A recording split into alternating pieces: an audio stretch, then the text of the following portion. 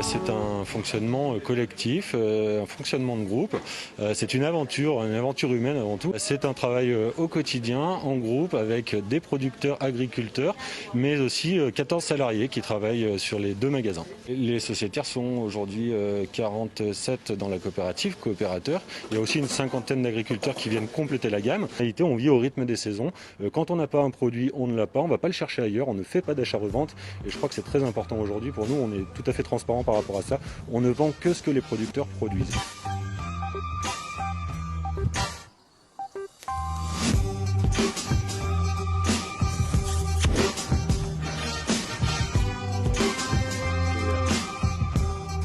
Mais c'est la crise de la vache folle qui a fini par nous décider. Donc je raconte toujours cette histoire parce que c'est important dans la création de saveurs fermières.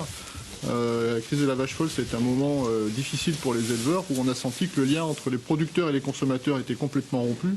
Et avec un certain nombre de collègues, on s'est dit comment on pourrait revenir vers les consommateurs pour leur expliquer comment on travaille sur nos fermes et peut-être commercialiser en direct nos productions.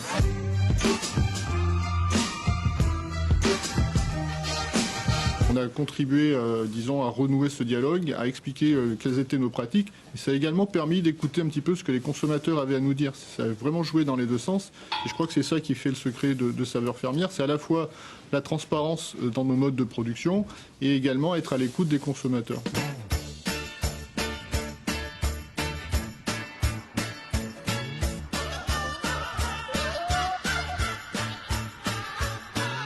Alors je suis orientée vers Saveurs Fermières pour essayer d'écouler au début une partie de ma production.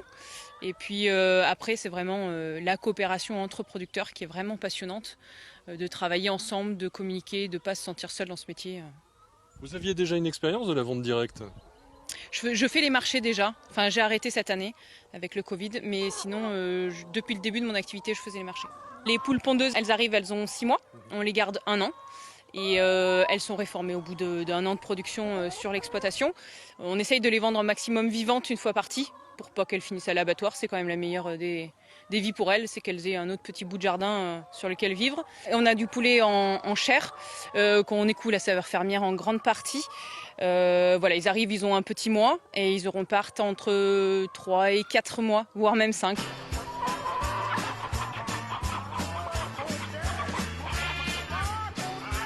C'est comme un peu un marché, c'est qu'on peut communiquer sur nos produits.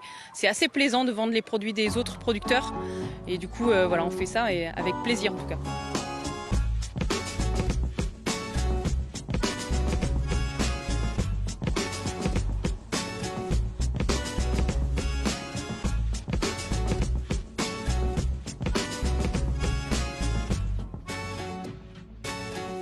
On a gardé 18 bêtes au démarrage, sans descendance, et au fur et à mesure, donc, j'ai eu des veaux, des vélages, des génisses qui ont vélé, et du coup, le troupeau grossit, quoi. Et ça a un fil qui démarre du ruisseau et qui va châtaigner là où il y a le sapin. Donc c'est un vrai travail de couple. Vous à la production animale, votre épouse à la production de fromage. Tout à fait, chacun son atelier. Ouais.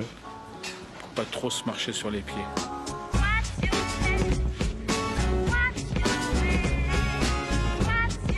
La plupart des gens, ils savent pas du tout à peu près comment se fabrique un fromage. Ils ont du mal des fois même à reconnaître la différence entre une pâte pressée et un fromage lactique par exemple. Donc oui, c'est intéressant quand on vend directement parce qu'on peut expliquer tout ça aux gens, quoi.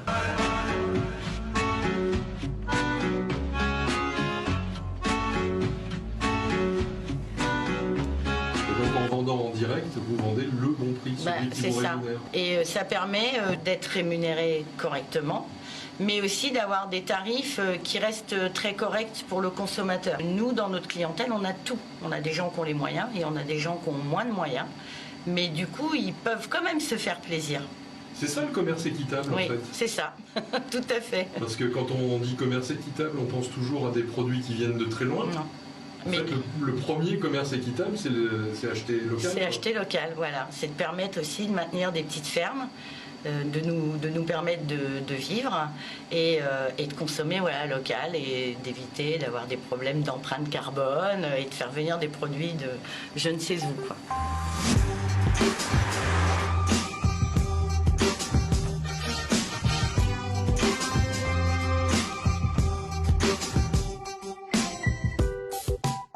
À l'origine, moi, je travaillais essentiellement avec les halles centrales.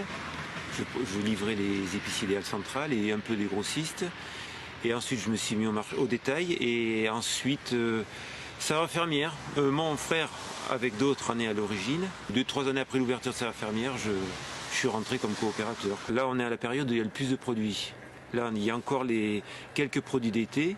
Et il y a les produits de serre et les produits d'hiver qui commencent, enfin les épinards, la mâche, tous ces produits d'hiver, céleri rave, pané, rutabaga. On est à la période où il y a le plus de produits, quoi. Ça va diminuer d'ici un mois peut-être ou quelques semaines, mais pour l'instant il y a vraiment beaucoup de produits, beaucoup de diversité dans les produits. On va avoir les distributeurs à recharger. Ouais, c'est ce que je... De pâtes, de noix. Ce qu'on veut, c'est que les gens se réapproprient les produits de qualité, les produits de proximité, apprennent à cuisiner, utilisent des produits bruts davantage que par rapport à des produits ultra transformés comme on peut les trouver ailleurs, quoi. Et je crois que la force du lien aujourd'hui, le lien social avec les producteurs qui fournissent l'alimentation, c'est indispensable et c'est là-dessus qu'il faut miser pour l'avenir.